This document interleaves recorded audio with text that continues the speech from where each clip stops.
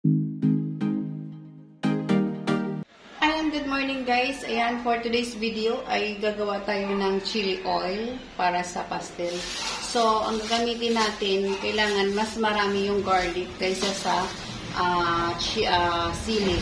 So, ito kalahati. Tapos, ito naman ay 1/4. 1/4 na sili. So, linisin lang natin to, hugasan natin, tanggalin natin ng tangkay. Tapos, i-blend natin dalawa. And then, go na tayo sa ating cooking time. Tanggalan lang natin to ng tangkay.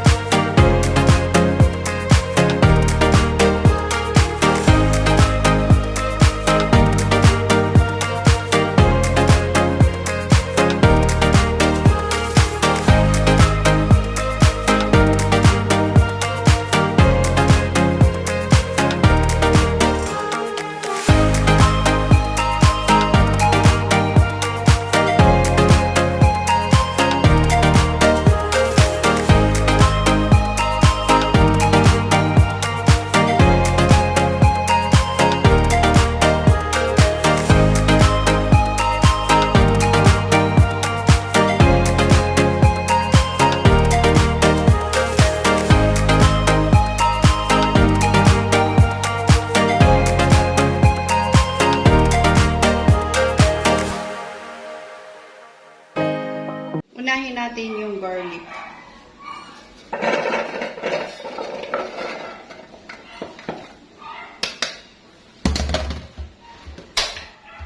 Habang mag-ano tayo ng food processor, mag-ano na tayo ng mainit na mantika para mabilis. So, ganun din. Nagpalit lang ako ng gloves kasi nabasa. Glove natin ulit tayo. Mag-gloves muna tayo. Tapos, ito na guys. I-ano natin. I-blend muna natin to.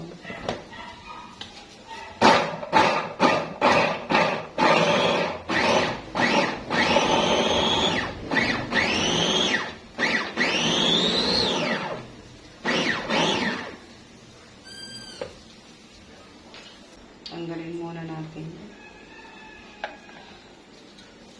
Then, ayan. Pino talaga siya guys. Kita niyo. Habang nagpapainit tayo ng mantika, ganun din ulit ang gagawin natin. Set aside lang natin ito guys. Lagay muna natin. Tapos, balik natin yung food processor. Ano na tayo ng ayan. Yung pinakaantay natin ang sili. Labong. Tapos, ganun din ulit, guys. So, ganyan din.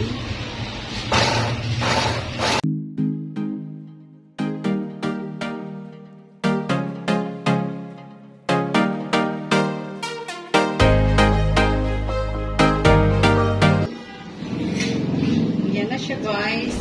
Yan niya, guys. Nalaglag yung cellphone ko. So, magpapainit tayo ng mainit na mantika. Yan ang gagawin natin. Ilagay ninyo. Ilagay natin yung garlic muna. O, diba? Parang pala mo. O, diba? Wow! Garlic. Napakasarap. Ang aroma.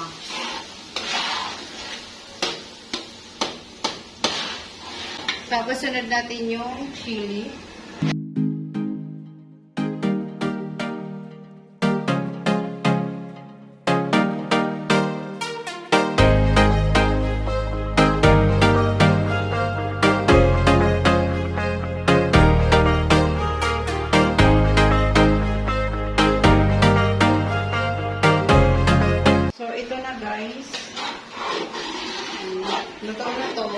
So, ready na natin.